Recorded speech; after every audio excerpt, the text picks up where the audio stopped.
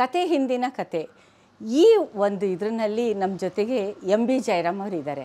ಜಯರಾಮ್ ಅವರು ಅಂತ ಹೇಳಿದ್ರೆ ತುಂಬ ಜನಕ್ಕೆ ಪರಿಚಯ ಇದೆ. ಲೈಕ್ KPTCL ಡೈರೆಕ್ಟರ್ ಆಗಿದ್ದರು ಅಂತ, ಮತ್ತು ಈಗ ರಿಟೈರ್ ಆದಮೇಲೆ NTPL ಕೂಡ ಅಡ್ವೈಸರಿ ಕಮಿಟಿನಲ್ಲಿದ್ದಾರೆ. ಮೋಸ್ಟ್ ಇಂಪಾರ್ಟೆಂಟ್ ಅಂತಂದರೆ ನಮ್ಮ ಸಾಂಸ್ಕೃತಿಕ ರಂಗದಲ್ಲಿ ನಾಟಕ, ಸಿನಿಮಾ ಈ ಥರದ್ರಲ್ಲಿ ಇವರು ಪ್ರೊಡ್ಯೂಸರ್ ಆಗಿ ಕೂಡ ಗಿರೀಶ್ ಕಾಸರವಳ್ಳಿ ಅವ್ರದ್ದು 3 ದಾರಿಗಳು, ಆಕ್ರಮಣ ಈ 2 ಸಿನಿಮಾನ ಪ್ರೊಡ್ಯೂಸು ಮಾಡಿದ್ದಾರೆ, ಆ್ಯಕ್ಟು ಮಾಡಿದ್ದಾರೆ. ಎಲ್ಲಕ್ಕಿಂತ ಹೆಚ್ಚಾಗಿ ನನಗೆ ಇವ್ರ ಬಗ್ಗೆ ತುಂಬ ರೆಸ್ಪೆಕ್ಟ್ ಇದೆ. ಮತ್ತು ಇವ್ರನ್ನ ನಾನು ಮರೆಯೋಕ್ಕೆ ಆಗಲ್ಲ. ಯಾಕೆ ಅಂತ ಹೇಳಿದರೆ ನನ್ನ ಎಡಿಟರು R ನರಸಿಂಹಗೆ ಇವರು ಕ್ಲಾಸ್ಮೇಟ್ ಆಗಿದ್ರಂತೆ.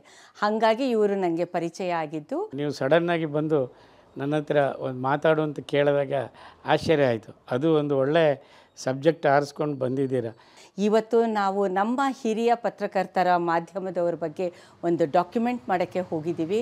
ಪಬ್ಲಿಕ್ ರಿಲೇಷನ್ PRCI ಅಂತ ಹೇಳಿದ್ರೆ ಎಂಟೈರ್ ಇಂಡಿಯಾಗೆ ಫೌಂಡರ್ ಪ್ರೆಸಿಡೆಂಟ್ ಆಗಿದ್ದರು. ಅದು ಯಾರೇ ಪ್ರೆಸಿಡೆಂಟ್ ಬರಲಿ ಹೋಗಲಿ, ಇವತ್ತಿಗೂ ಕೂಡ PRC ಅಂತ ಹೇಳೋದು ತಕ್ಷಣ ಹೇಳೋದು ಜಯರಾಮ್ ಅಂತ. ಎಲ್ಲ ಜರ್ನಲಿಸ್ಟ್ಗಳು ಮತ್ತು ಅವರ ಅನುಭವಗಳನ್ನು ಮೆಲುಕು ಹಾಕೋದಕ್ಕಾಗಿ ನೀವು ಬಂದಿದ್ದೀರಾ. ತುಂಬ ಸಂತೋಷ. PRಗೆ ಮತ್ತು ಮಾಧ್ಯಮಕ್ಕೆ ಸಿಕ್ಕಾಪಟ್ಟೆ ಕ್ಲೋಸ್ ನಂಟಿದೆ. ಇದ್ರ ಬಗ್ಗೆ ಈ ನಮ್ಮ ಪ್ರಾಜೆಕ್ಟ್ ಸ್ಟೋರಿ ಬಿಹೈಂಡ್ ಸ್ಟೋರಿ ಬಗ್ಗೆ ಅವ್ರದ್ದು 1-2 ಮಾತು ಹೇಳ್ತಾ ಇದ್ದಾರೆ. ನಾನು ಒಬ್ಬ ಪತ್ರಕರ್ತನಾಗಿದ್ದೆ. ಎಲ್ಲಿ ಅಂದರೆ ಪ್ರಜಾವಾಣಿ ಮತ್ತು ಡೆಕ್ಕನ್ ಹೆರಾಲ್ಡ್ ಗ್ರೂಪ್ನಲ್ಲಿ ಒಂದು 8 ತಿಂಗಳು ಕೆಲಸ ಮಾಡಿದ್ದೆ.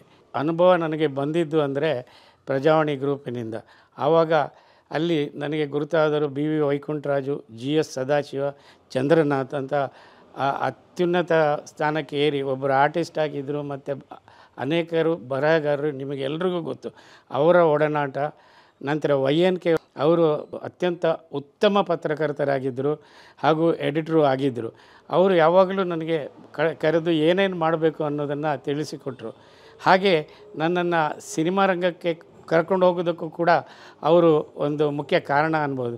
ನನಗೆ 8 ತಿಂಗಳಲ್ಲೇ ಇಷ್ಟು ದೊಡ್ಡ ಅನುಭವ ಆಗಬೇಕಾದ್ರೆ ತಮ್ಮ ಇಡೀ ಜೀವನವನ್ನು ಒಂಥರ ಪೇಪರ್ನಲ್ಲೇ ಕಳೆದು ಪೇಪರ್ ಉದ್ಯಮದಲ್ಲೇ ಬೆಳೆದು ಬಂದಂಥ ಅನೇಕ ಮಹನೀಯರುಗಳು ಅವರ ಅನುಭವಗಳನ್ನು ಕೇಳೋದ್ರಲ್ಲಿ ಎಷ್ಟು ಸಂತೋಷ ಬರ್ಬೋದು ಅದನ್ನು ಶಮಂತ ಮತ್ತು ಶರಣ್ರವರು ಮಾಡ್ತಾ ಇದ್ದಾರೆ. ಅವರಿಗೆ ನಾನು ತುಂಬ ಧನ್ಯವಾದಗಳನ್ನು ಅರ್ಪಿಸ್ತಾ ಇದ್ದೇನೆ. ಹಾಗೂ ಇದು ಬಹುಶಃ ನಮ್ಮ ಸ್ಟೂಡೆಂಟ್ಸ್ಗಳಿಗೆ, ಜರ್ನಲಿಸಮ್ ಸ್ಟೂಡೆಂಟ್ಸು, ಸಂವಹನ ಸ್ಟೂಡೆಂಟ್ಸು ಹಾಗೂ ಅನೇಕ ಇತರ ಸಬ್ಜೆಕ್ಟ್ಗಳನ್ನು ಆಯ್ಕೆ ಮಾಡಿಕೊಂಡಿರುವಂಥ ವಿದ್ಯಾರ್ಥಿಗಳಿಗೆ ಬಹಳಷ್ಟು ಅನುಕೂಲವಾಗಬಹುದು ಎಂದು ನನ್ನ ಅನಿಸಿಕೆ.